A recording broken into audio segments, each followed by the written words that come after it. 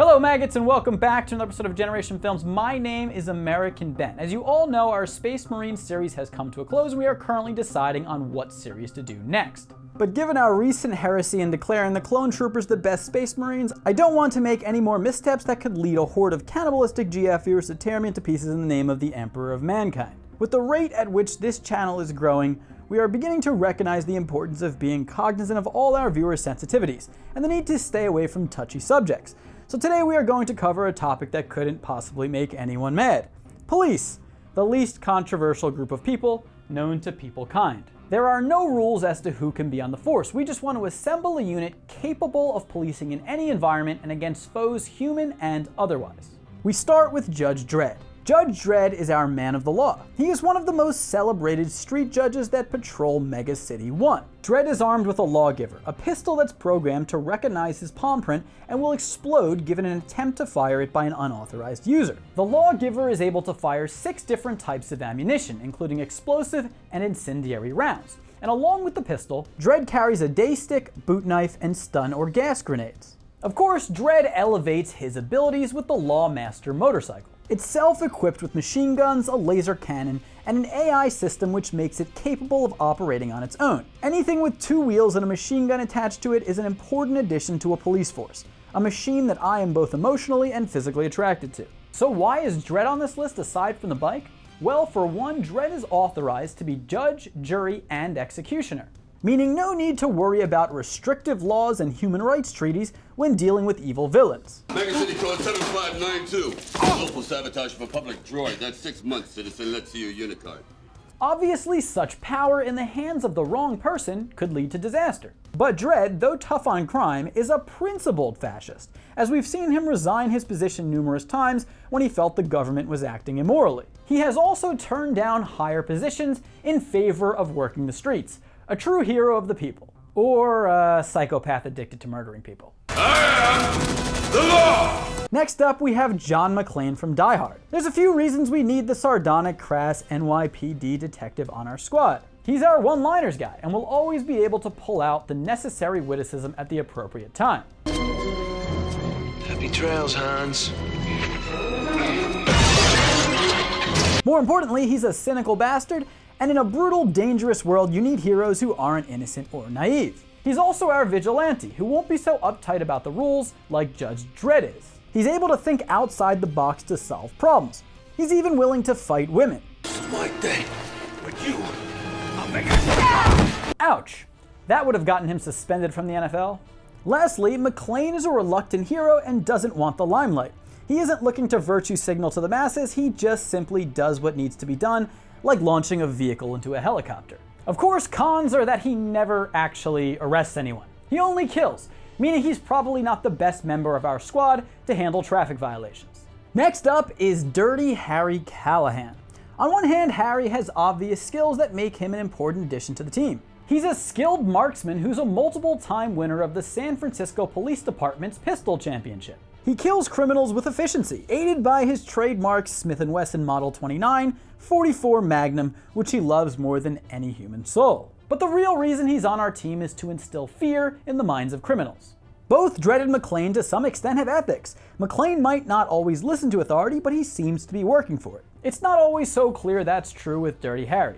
As Roger Ebert once said of him, it would take an hour in each Dirty Harry movie to explain why he's not in jail. Harry is willing to torture criminals and even neglect the law in order to serve ultimate justice. Harry wouldn't just waterboard perps, he'd drown them and then ask for information. You've got to ask yourself one question. Do I feel lucky? Well, do you, punk?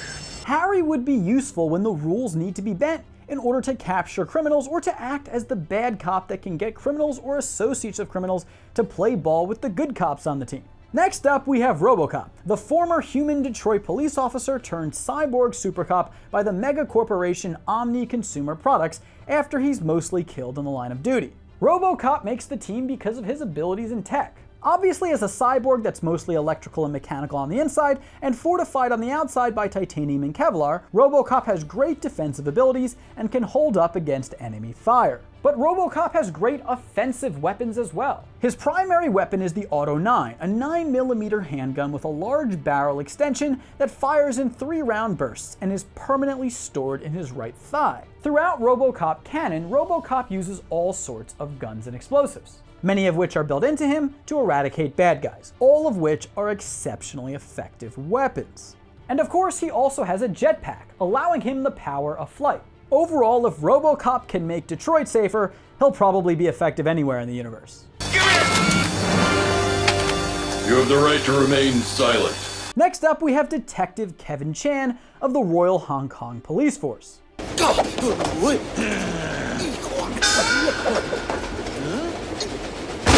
First off, if you haven't yet seen Super Cop, I implore you, be a better person. Chan is our team's martial artist, who when all weapons are unavailable or depleted, can still defend himself and the unit. He's also capable of incredible stunts, meaning that evasion and pursuit on foot will be one of his strengths. And even though we aren't selecting her for the team, he's welcome to bring along Interpol officer Jessica Yang as well. If you can jump a motorcycle onto a moving train, then you can be on the team. Next up, we have Agent K from the Men in Black. I originally was going to choose Agent J for this spot as he's younger, stronger, and faster, but he's also much less disciplined and more hot-headed than K. Agent K is able to competently pursue and eliminate intergalactic perps. Most importantly, Agent K is on the team because he has experience fighting aliens, which will come in handy on space missions. He has also proven adept at establishing leads and interrogating suspects. He's always crazy. Why don't you get a massage? Take a cruise. Drop the weapon and put your hands on your head. I warned him. He is calm, cool, and collected in the face of serious Xeno threats and will be a welcome addition to our squad. Now, I know there is some controversy about MIB's brutality against aliens. Agent K may or may not be racist against alien life forms. So if you're an offended Xeno watching this video, please keep in mind, we don't care, because you're an alien. Next up, we have Axel Foley from Beverly Hills Cop. Axel makes the team for 2 reasons. 1, unit morale, as he can provide comedic relief, and 2, street smarts. He came up in the police business working the streets of Detroit and as such knows the criminal mind and how to survive in dangerous environments. He also has a quick wit and the gift of gab, meaning he will prove useful in getting the unit out of tricky situations. I have the money and I do want to do business, but with you, I ain't doing nothing in front of this dude because this dude is a cop. I know when I can smell a pig inside the room. I used to be a Muslim man, and I know that's pork over here. Next up, we have the legendary Eightman.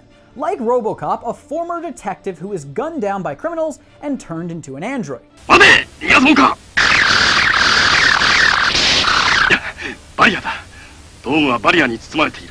Eightman, like RoboCop, is also on the team for his abilities and tech, some of which actually surpass RoboCop. He has super speed in contrast to RoboCop's slowness of foot. He can detach and control his limbs remotely and can transform into other people. He smokes energy cigarettes to rejuvenate his powers, a habit that made him super cool to the kids, and as far as we know, isn't a risk to robots. He should be a great addition when paired with RoboCop on our police force. Next up, we have Detective Roger Murtaugh of the LAPD. Murtaugh is on this list for one reason. He's too old for this shit. He has a whole lot of experience as a policeman, and there's a reason he has survived for so long. He's cautious and risk-averse. Thus far, this list is made up of fearless soldiers of the law who run headfirst into danger. But ultimately, in reality, this would get our police force killed very quickly. Roger Murtaugh will act as the group's voice of reason, who will hopefully restrain the group from engaging in unnecessarily dangerous confrontations and temper their overly aggressive behaviors. For Christ. Shut up! Yes or no? You want to die? Yes or no? I got the job done. What the hell do you want? Didn't answer the question. Every bro squad needs at least one member to remind the rest of the group that they don't actually have the ability to fly. Our last addition to the team is Motoko Kusanagi from Ghost in the Shell. Motoko is a synthetic augmented cybernetic human. She is employed as the field commander for Public Security Section 9, a law enforcement division under the Japanese National Public Safety Commission. Listen, Motoko is not just a diversity hire, though it's nice to have a woman on the team amidst all the testosterone. Motoko earns a spot because of her abilities. She is a fighter, and so she can help our police force defend itself. But beyond that, she has expert security hacking skills, and thus will act as the unit's tech brain in bypassing security systems and obtaining digital information. Her ability to hack cyberbrains might not come in handy that often, but Kusanagi has incredible strength, jumping ability, acrobatics, and is adept with firearms. Her intelligence, more than anything else, will be a welcome addition in a unit filled with brutes. I give my consent.